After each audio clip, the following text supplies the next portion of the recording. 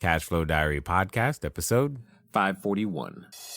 Welcome to yet another exciting episode of the Cashflow Diary Podcast, the podcast that teaches you insider tips, tactics, and strategies for creating leverage streams of cash flow into your life. Learn from top-performing entrepreneurs, business owners, investors, and thought leaders from across the globe as they share their secrets to success.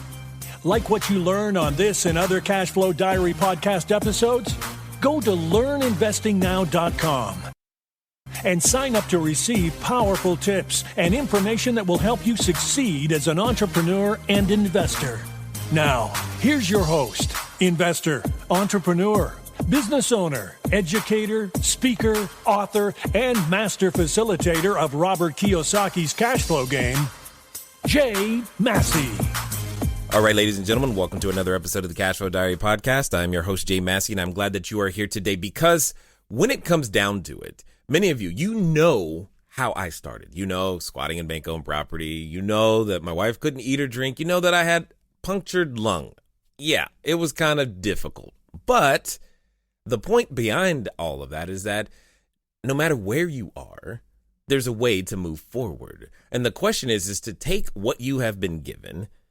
How will you do that and move forward? And in fact, some of you, many of you, you have a job. You have, maybe you've already got the spouse in the house and the, white picket fence, and you feel kind of different, but yet the same, where you feel like you're stuck. You don't know exactly what you're going to do. And I would say you have the proverbial golden handcuffs. You're like, man, if I start over, I have to start at the bottom. I'm already earning enough. What am I going to do? That's right. That's why I can't do business. That's why I can't get into real estate. I've got all of these other responsibilities that are in my way. Well, I believe that today's guest is going to give you a different perspective on your current reality, which could, and if you're open to it, will absolutely inspire you to take those next steps, move forward, and make something happen because action, ladies and gentlemen, is where it's at, and that's exactly what we are going to be talking about today. And who do I mean by we? I am, of course, talking about none other than Ryan Narus. Now, you may know him from his podcast, Mobile Home Parks in Real Life. And yes, he likes mobile home parks, which means he also likes cash flow, but he also likes keeping it real because I know that a number of you have heard, oh my God, those things are cash cows. They're absolutely easy. I think Ryan might have some things to say about that. So here's what we're going to do. I want you to take some time, take some notes, and let's get ready to listen, love, and learn from Ryan Narus. Ryan, how you doing? Jay, I'm excited to be here, and I just got to brag on you for a little bit because Okay. I gave you like 2 or 3 bullet points there, and you nailed it. Really impressive. I interview folks on my podcast, and what I love about your podcast is you interview so darn well. You make it easy, not to like set the bar really high and now the pressure's on, but I am super excited to be here and provide some value to your audience. I appreciate you taking the time, and thanks for the kind words as well. Now, this being the first time that you're here, I think you already know, but I got to ask you the same question I tend to ask everybody else the first time that they're here. You ready? Ready. All right. I tend to look at today's entrepreneurs a lot like, yesterday's superheroes, anywhere from Black Widow, Hulk, Iron Man, etc. And that's because I think entrepreneurs and superheroes have a ton of things in common. For example, if you think about being an entrepreneur, at least for me, I can occasionally envision myself running around town using our products and services and saving customers one sale at a time. And yes, I feel like a superhero in those moments when those sales close. Also, though, if you think about a superhero, they have a beginning, just like an entrepreneur. For example, Spider-Man. There was a time where he was just a kid going to school, doing his thing. And then, one day he gets bit by a spider, discovers he's got a superhuman ability, and now is presented with a choice to use this newfound talent for good or for evil. So my question to you is as follows.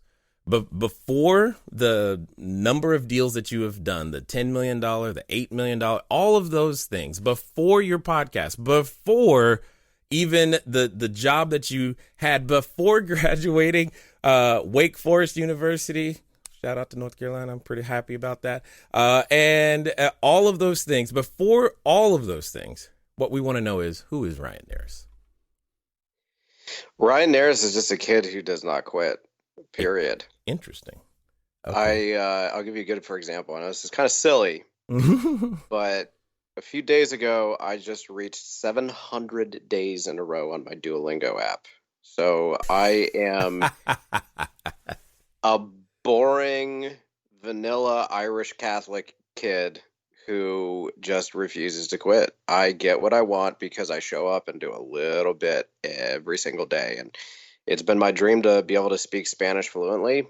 And I said, you know what? I could go and spend a bunch of money on Rosetta Stone and go to all these classes, or I can have this little old free app called Duolingo, who are not paying me, by the way. This is bona fide word of mouth advertising. I said, you know what? 15 minutes a day on insane mode, 700 days in a row. I'm proud to report my broken Spanish. It's not the best, but as we would say, es bastante, which means it's enough, or funciona, which means it works. Got it. Yeah, I speak all down to one thing. I show up every single day and do a little bit every day. And that's actually something I want to talk about in just a second. What I want to know, though, is where does that come from? Because, see, we're all given certain things. I'm going to assume, I'm suspecting that there was a reason that you learned to be that way, and I want to know where that came from. You know, I wish I had a good answer for that. So I sat down with my father not long ago, a couple years ago, and I said, Dad, thank you. Thank you for giving me my education, for raising me in an environment where I had the ability to learn and get my education. You gave me everything I needed to succeed. Thank you. And to my surprise, my dad didn't say you were welcome. My dad said, in so many words, well, what do you want me to say here? I was like, that's a bizarre thing to say. Dad, why aren't you accepting of this compliment? Right. And he said, Ryan, I don't know what it was, but you were a relatively lazy kid. You didn't really care that much about school until you hit about 9th or 10th grade. And then for some reason you got home one day and you just said, I'm getting into Wake Forest University. And I didn't have to do anything but get out of your way after that. And ever since then, you just had this fire under you. And I can't take credit for that at all. And my brother, he basically used that to pivot and go, well, you should do the same thing for your brother. Whatever you did for yourself, go do for your brother. So, Jay, I don't know if I have an answer to that. I think I was extraordinarily lucky for where I was born and the genetics I was born with. And I can't say it's because my father sent me to Catholic school growing up, because my brother was there too. I can't say it was this, that, or the other thing, because my brother grew up in a very similar scenario. And my brother is very comfortable with corporate life and educated as well. Proud of him. But he just doesn't have the same fire that I do. And that's okay. I'm not saying that to pick on him. I just don't. I wish I had an answer for you, but I think for whatever reason, I just one day woke up with a chip on my shoulder, and no matter what I do, it won't go away, and I'm glad it's there. Well, yeah, and that's exactly where I was going with that, is that oftentimes there are events that happen to people in life, and the same events can happen to the same person, and yet two different people will respond completely differently. And that's the thing. That's the moment where something inside of you said enough, at least at that stage, and you're like, this is now where I'm going to head. Now, I am also curious, not just because, I mean, Chris Paul, Tim Duncan, Muggsy Bogues went there. I'm just curious, why did you choose Wake Forest? I mean, it's just one of those things. Like if my 11-year-old or 9-year-old came home today and said, all right, I'm going to this college, I'd be like, yo, how did you get to that decision? I mean, nothing against Wake Forest. I'm just curious as to how you figured that out so early.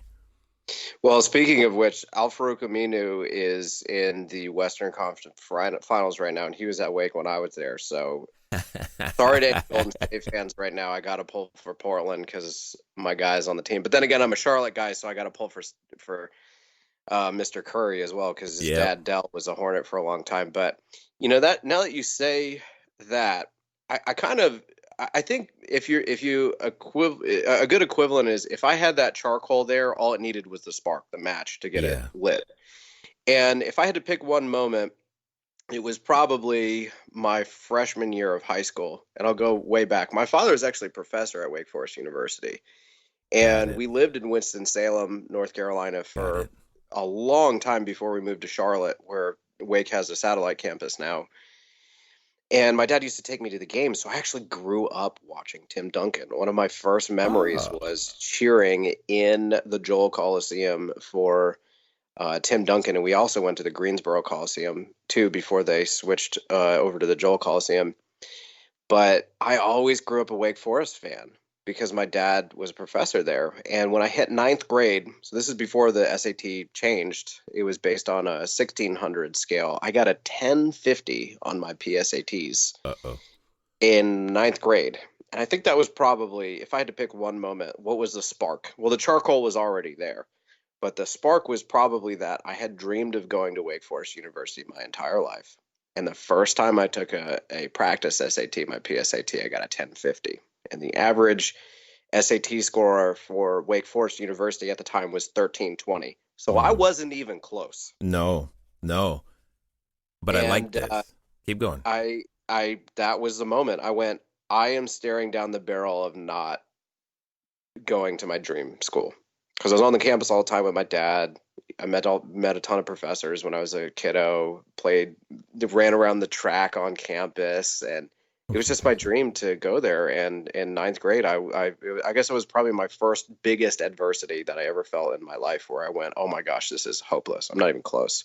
Okay. Flash forward a few years later. The good news is not only did I get accepted to Wake, I did score a 1320 on the real SAT, which was good enough with my good grades. I actually went back a second time, so loved it so much I went twice. Yes, exactly. Now, here's something that I like is that the spark was lit from what some would say the potential or possibility or the realization of failure. You're like, oh, I got to actually do something, and yet some people will take that same, 1050 score and go, oh, well, I guess Wake Forest isn't for me, and make it and go somewhere else. But that's not what you did. And I have a feeling that same idea is something that you have continually done even since graduating. So let's talk about that. In fact, when you go from getting in, graduating, you're there.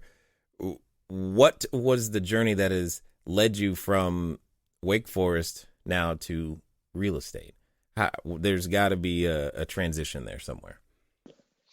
So, great question, by the way. I was a psych major, and people call me little therapist, and your questions are the same questions I would ask, which I love that. I knew we would have some pretty good chemistry. So, at Wake Forest University, I decided I wanted to get into sales, so I was a psych major, stats minor. Well, that's all you're going to do with a psych degree right now. I like it. Yeah, I know my mom. My mom loved to just trash me. Yeah. She was like, what are you going to do with that degree? You went to Wake Forest and you studied psych. And I'm like, you watch, Mom. I think she was smart enough to know that the chip on my shoulder, I don't like it when people tell me I can't do something. Right. I had the wonderful luck of graduating in 2009. Probably one of the worst times to graduate undergrad with a psych degree, and all the sales jobs wanted 5 years of experience and a Rolodex of names to call and be effective immediately. And I just remember going, someone's got to take a chance on me here.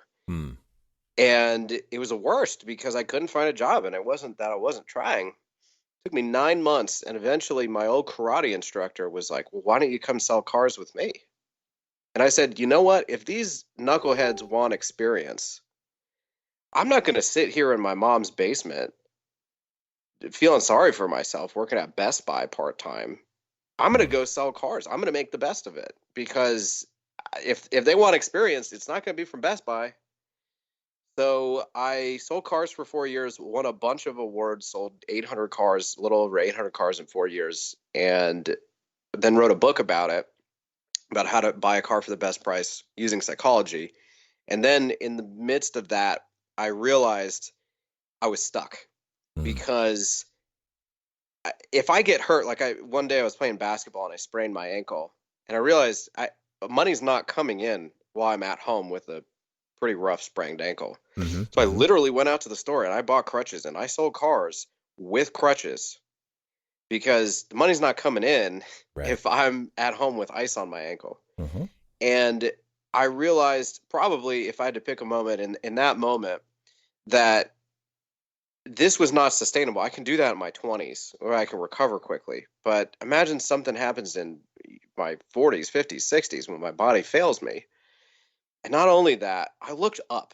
I looked at the F&I manager, the guy who does your paperwork and tries to convince you to buy all these warranties. They were pretty miserable, made great money, but they were there all the time, never spent time with their families. The next step up wasn't much better at the sales desk. And then you have the general manager, who, forget about it. But it takes 20 years to get to be a general manager. And by then, yeah, you might be making $300K a year. But I asked my general manager point blank, what would you do differently? And he said, you know what, I might not do this because I never see my kids. And so what I realized throughout that experience was, not only was this not sustainable, yeah, it might be paying well, but it's not sustainable in the long run. I'm not going to, this is it. This is my life. But also that even if I get promoted all the way to the top, I'm still not going to have the lifestyle I want, because I'm going to be married to my job. I said, I work for Hendrick Honda. And I said, you know who is having the best time here? The guy whose name is on the side of the building.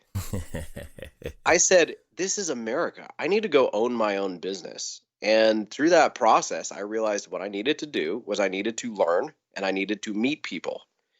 But before I did any of that, I needed to discover who I was. And this is the one part that I think people just skip over, because they think, oh, soft skills, I know myself well. If you don't know who you are and what you like, you will quit, period. It's going to happen. Because for me, I didn't realize, this is going to be a silly example, Jay, but I love coffee. Okay. And I had no idea how much I liked coffee until I was about 28 years old. Okay. And I know this is going to sound ridiculous, but my wife, she looked at me confused one day and she went, why don't you drink coffee? You love porters and stouts and very bitter flavors. I bet you would like coffee.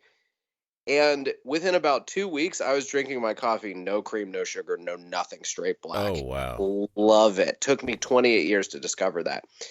I run into so many random, ridiculous hurdles as an entrepreneur that if I didn't discover my coffee, so to speak, in business, where I had no idea I loved it, I had to actively look for it. I have to truly understand who I am.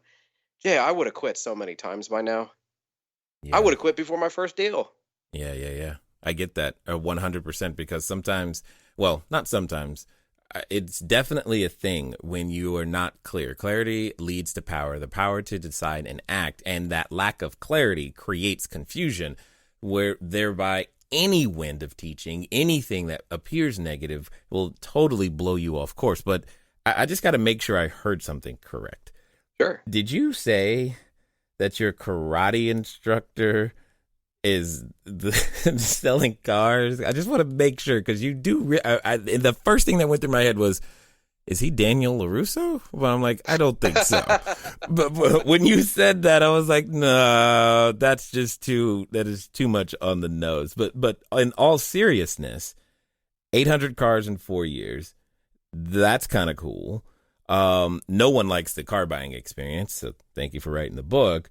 But most importantly, I think the thing that comes from all of that is the realization that even if you continue to become the best version of yourself, you were still going to end up in a situation where your time broke, for lack of a better way of putting it.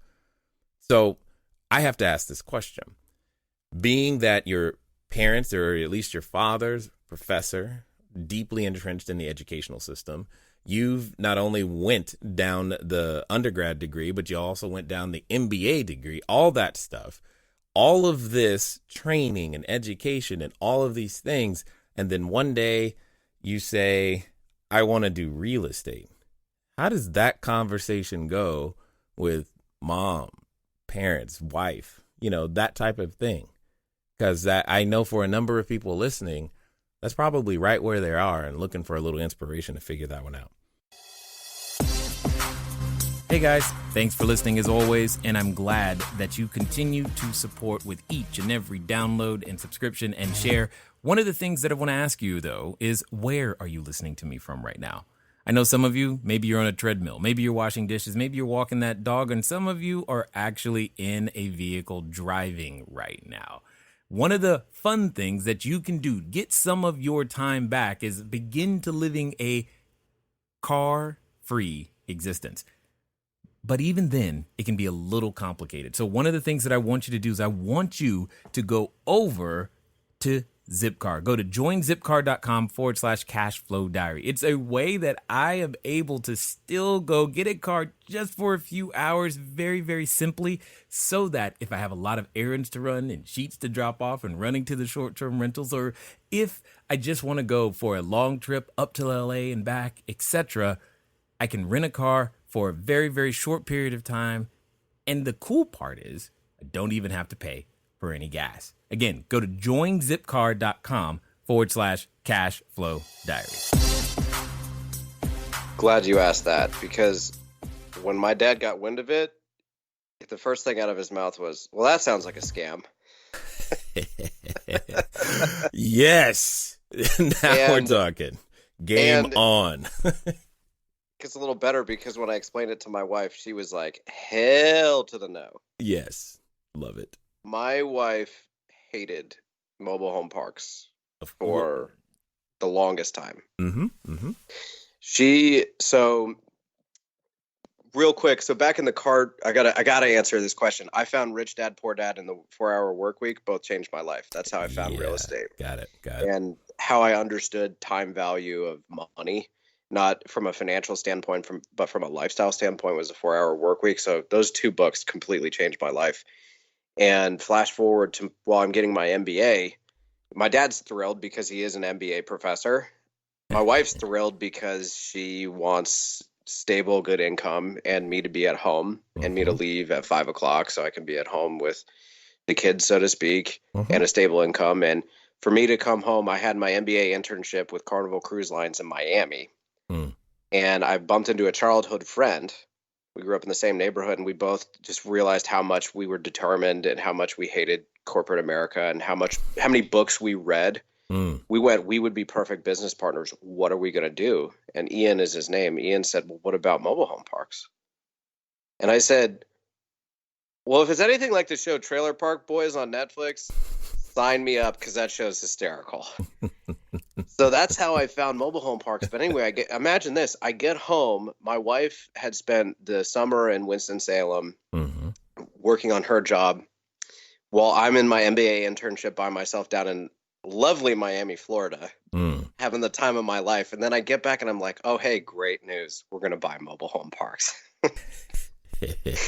So she actually gave me a ton of resistance. And by the way, anybody who is listening, who is getting resistance from your spouse or significant other, I brought my wife on my podcast and I said, you can say whatever you want. 2 rules: no bad words, no industry secrets. Don't give away any of my secrets. And then you can say whatever you want. And Jay, she roasted me.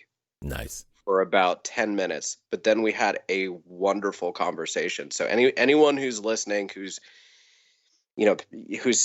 significant others are not bought into the idea, give that a listen, because they are not alone. My wife has a lot of very powerful things I think they may connect with. And by the end, she says something brilliant, which is just, it's really, that episode is really about marriage told through the lens of entrepreneurship. And I can't tell you how much good feedback I get from folks going, my boyfriend, my husband, my wife hated what I did, but I played her that episode and They still hate it, but at least they don't feel so alone anymore. So I wish I had good advice about parents. My dad still jokes that I play in Monopoly money, so I haven't quite got his buy-in yet, but he goes, but hold he's on. happy. He's not wrong. Yeah. He's actually not wrong. If you think about what, is actually constitutes money. So he's kind of right about that. But at the same time, I'm going to take a stab in the dark and say that today your spouse at least is a little bit, now she probably likes some of the benefits that come from from what you've done. But I have the question, because I know a number of people do. Now, knowing what you know today, why mobile home parks? It matches my skill set like a glove. Okay. And my wife hates this, but I got to say it. When I met her, we moved in together within 3 months of knowing each other. We were engaged within 18, and we've been so happy. We've been together for almost 10 years now. We were so happy. I knew very quickly that she was the one. It did not take very long at all. Everything made sense. There was just this clarity about it. It was the same thing with mobile home parks. You understand why she would hate that. Yeah, I would not. Yeah, being compared to a mobile home park, probably not high on her list. I get it. Reverting back to why it made sense for me, my skill set, I love operations. My concentration in my MBA was operations. I love organizing things. That explains it. I love selling and persuading. I love presenting, talking to people, speaking Spanish, learning marketing. My dad's a marketing professor, so I got that itch in me. I love speaking to people face to face. I don't mind confrontation. I don't mind dumping tons of hours into something. And most importantly, I love helping people. From an early age, I discovered that I really wanted to make a difference in education. Because I was ADHD growing up, and I was a nightmare of a kid. And I realized early on that because my parents had the patience and the money to get me the treatment I needed and had the patience to make sure I got my education, if I didn't have that, I wouldn't be where I am today. And that's, again, why I tried to thank my dad. But I realized that there are people like me out there that did not have parents like I did. Mm-hmm. And so what I've been able to do through my business is start a scholarship. So it's not a full scholarship yet. It's a partial scholarship, and we're going to build it out over the years. But to wake up every day when I have a bad day and know that I am helping kids go to school and afford the ability to go to school, that to me helps me wake up every single morning. And I couldn't do that in self-storage to the same degree, right? Or retail or somewhere else. It had to be affordable housing. Okay, hold on. I know someone's listening right now, and if they had the opportunity, there was like a record scratch that just wanted. They're like, what do you mean? Why couldn't you do that with self-storage? They make money. Why couldn't you do that with a different real estate strategy? What is it that you're specifically saying that mobile home parks allows you to do this that another strategy does not? Sure. To be fair, yes, you could start a scholarship fund, but it's different when you're meeting people face to face, where you're speaking your broken Spanish to them. When you're on the property shaking their hand when they go, the last guy lived in New York City and never came down here. Mm-hmm. You, the owner of this property, are talking to me face to face. We also, by the way, partner up with PayLease, and if they pay online and they opt in, every time they pay online, it adds a positive note to their credit.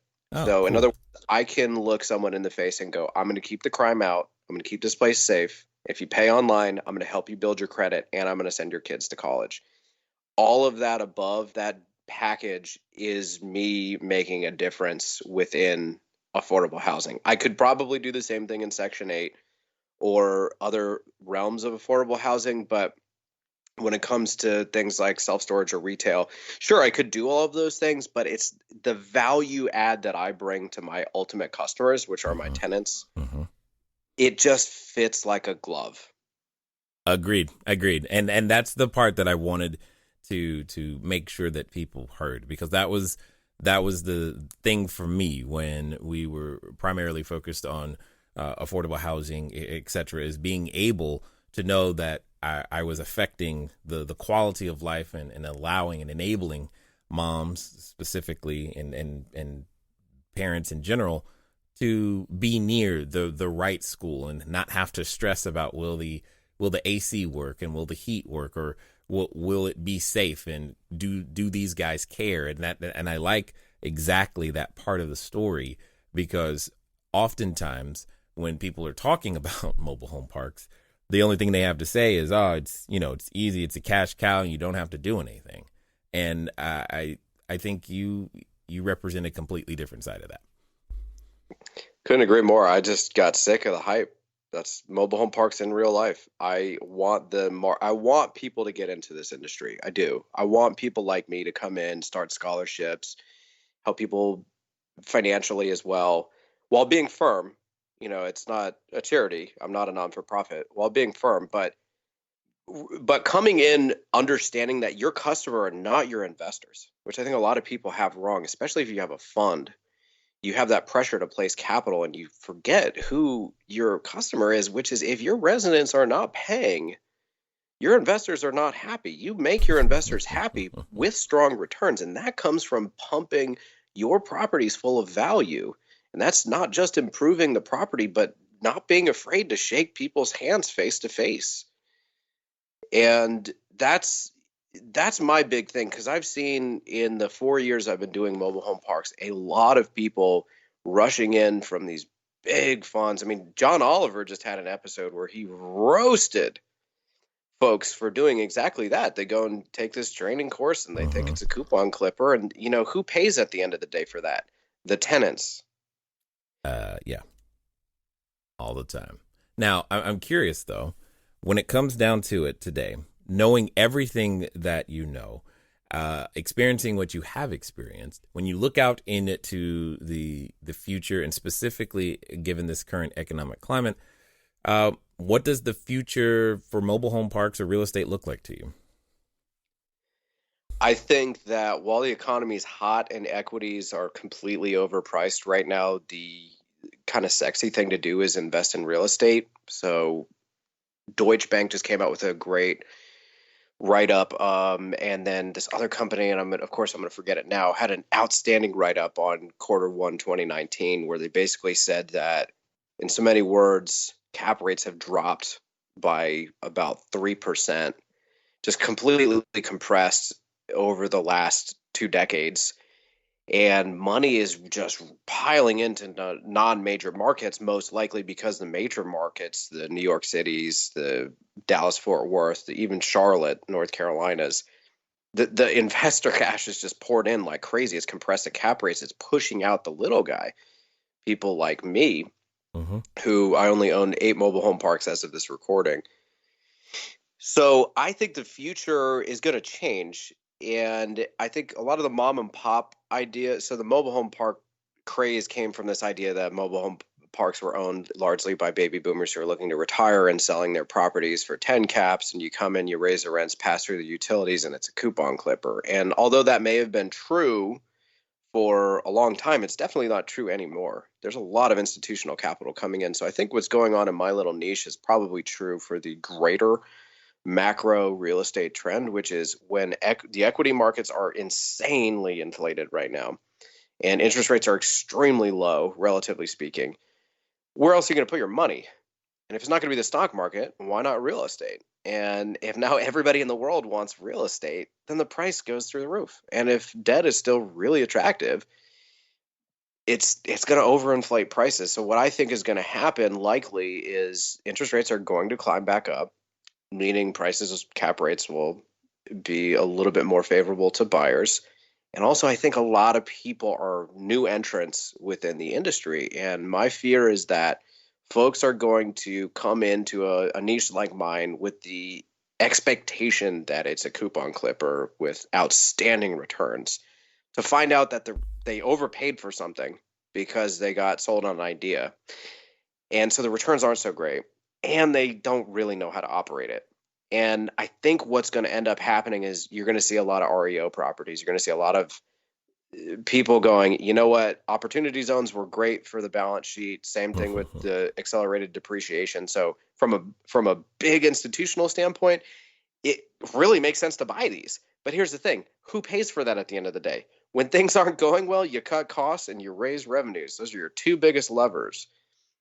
And who pays for that? The tenants. So I'm terrified for these tenants where I mean, that's the whole episode of John Oliver came out talking about was this company raised rents an absurd amount and gave people like 30 days to move their homes. And it costs like 5 to 10 grand to move a mobile home.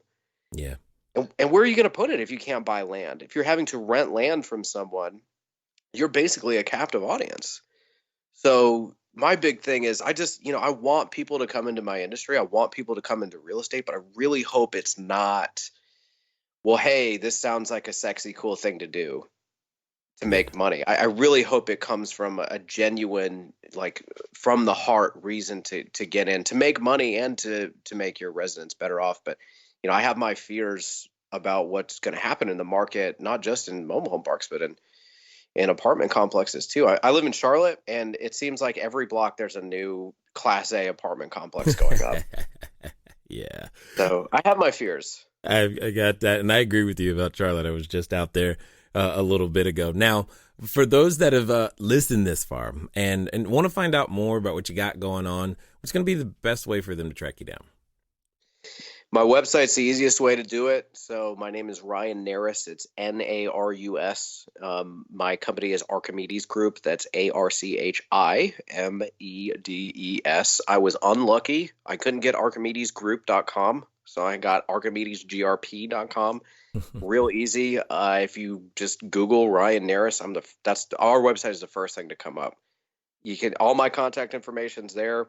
Just drop me a line. I would love to meet you regardless of what you're going into, self-storage, home flipping. Some of the best advice I ever got was from a home flipper who had only done 3 in his life. So a lot of folks are like, oh, Ryan, thanks for taking my call. Thanks for, I've never bought anything before. What can I do for you? And I always say, don't worry about what you can do for me. If we know each other for 10 years, I'm sure at some point in time I'll reach out to you with something. And even if I don't, I am so happy to help you. So please don't be afraid to reach out to me. Don't be intimidated. Google me, pull me up on my website, drop me a line. My links to my podcast, Mobile Home Parks in Real Life, is right there on my website, including all the videos I do. I do a bunch of like quick 30-second to 90-second videos, just quick tips. Anything I can do to help, please drop me a line. I would love to connect. Excellent. Now, as we wind down, I've got a final question for you, because I'm curious to hear your answer given everything that you've gone through to get to where you are. Because I know there's a number of people who have listened, and they probably have been through, various hype cycles and thought about, man, I could do this or that, and the other, or they're at their job or on their way to their job. Literally right now, as you and I are listening, or coming home, wishing they didn't have to go back. But in the process of listening to us, they're like, you know what? That's it. I'm done. Today's the day. They're drawing that proverbial line in the sand, and they're at what I like to call the precipice of a decision. Now, like I know, when we get to that precipice, oftentimes we have a companion, and that companion comes in the form of a voice, and it's a voice that reminds us, usually, oh my God, you're going to do what? Real estate? Mobile home parks? Really? Don't you know who lives in a mobile home park? Or what are you thinking? Or some people are related to that voice.